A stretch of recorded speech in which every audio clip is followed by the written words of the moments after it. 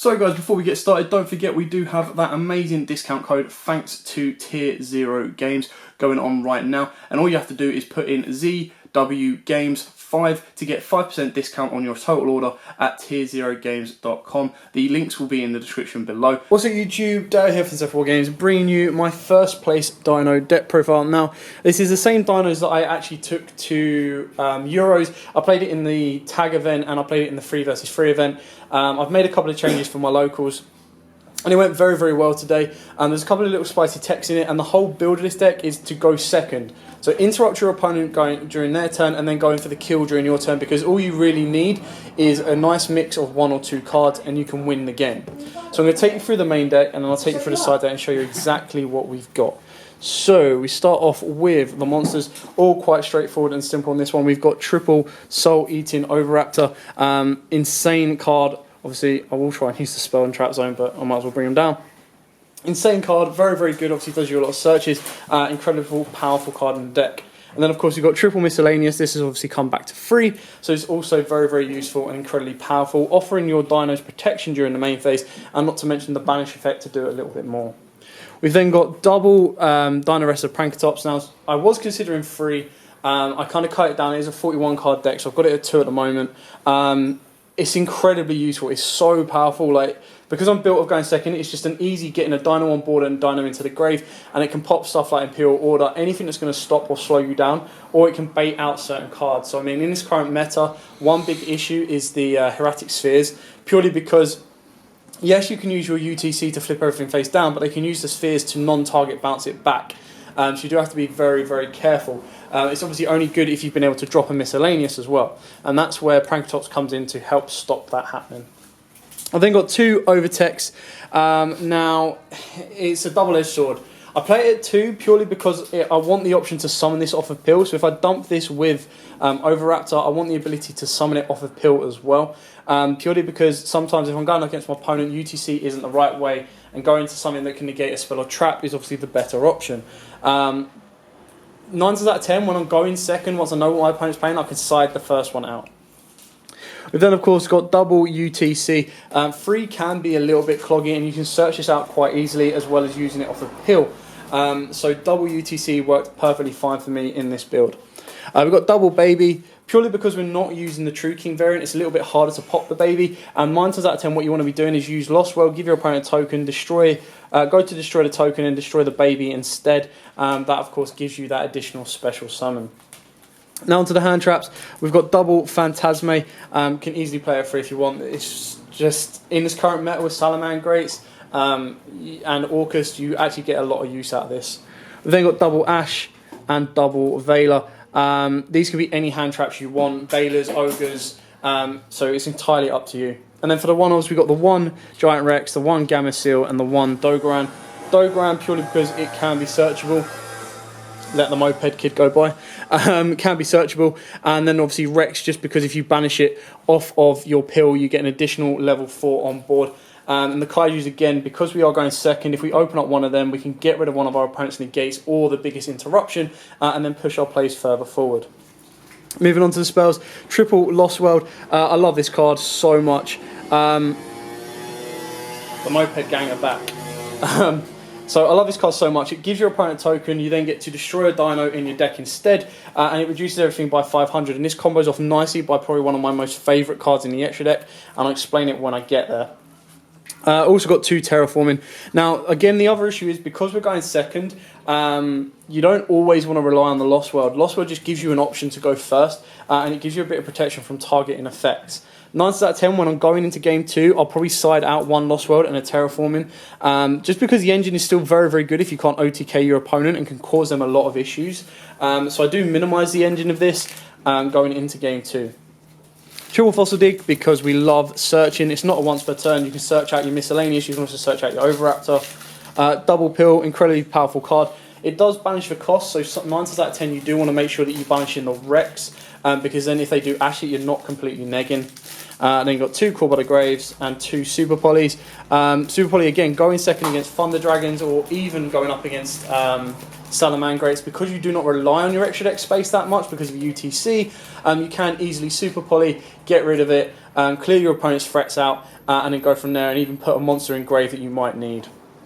Double Twin Twisters, we are going second, so we want to stop the Mystic Mines, we want to stop obviously the Fog Blades, the Crescendos, and we even want to try and bait out the Roar or Rage as well. So these can be very, very useful. And then we've got the one Monster Reborn, and another probably greedy but spicy tech is Double or Nothing. This just gives you an additional way. So as you saw, I don't play Drac-Aleo, purely because I probably should play it back, put it back in here, but I was always seeing it in my opening hand, and it's just a dead card in my hand. And I don't play Link Karibo any extra.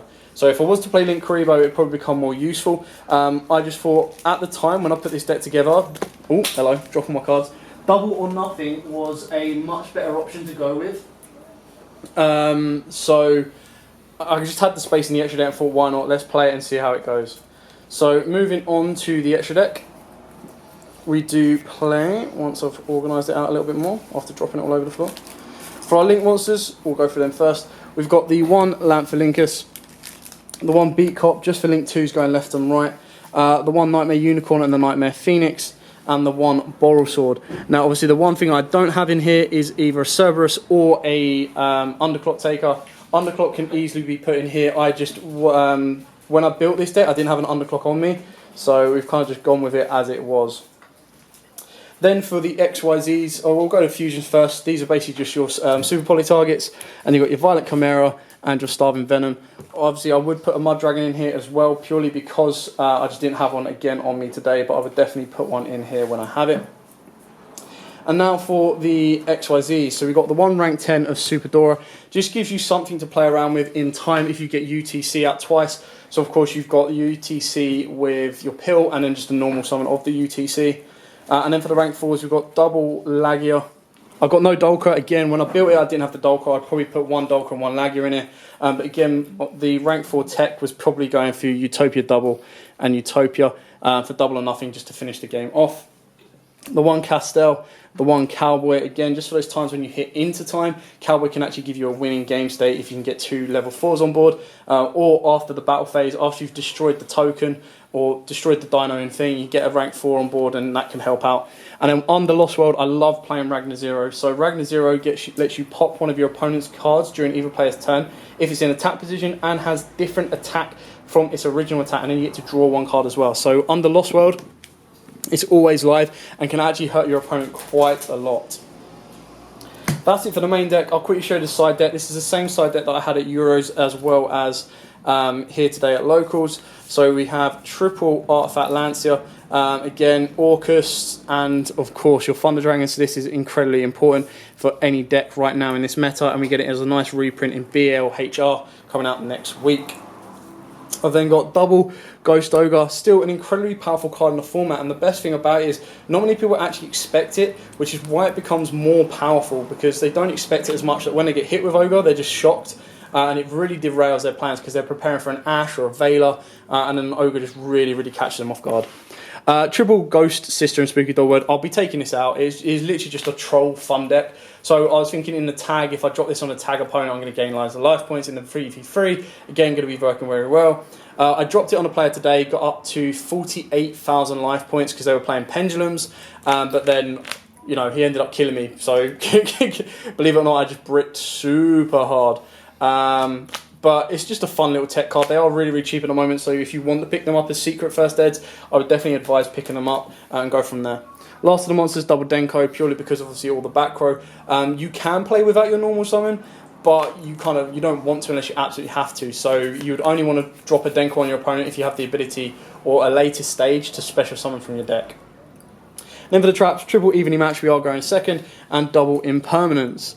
Now the one thing I will say about this side that is there's not really anything in here that lets you go first. That actually, if you're playing up against one of your opponents, unless they rely on having to go first, they will 9 times out of 10 let you go first and play to break your board, purely because your deck they would expect your deck to be unprepared for that. Now obviously Lost World is just as good, and then that is why you also play the Overtext to give you an additional monster going first to cause them a lot of issues. And again, that's when the side deck comes in. You'll probably take out your Double or Nothing, and you can also take out some of your other side cards or some of your other main cards that you aren't going to be of use. Like Super Poly's still going to be quite useful. You probably take out your Phantasmes unless you've got a busted hand and play around with it that way.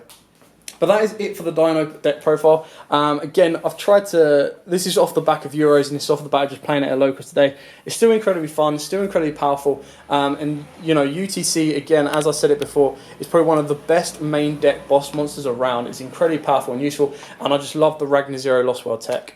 But for now, thanks for watching. Don't forget to like, comment, subscribe, share. Until next time, guys, as always... Happy Dolan! What's up, YouTube? Dad here from War Games.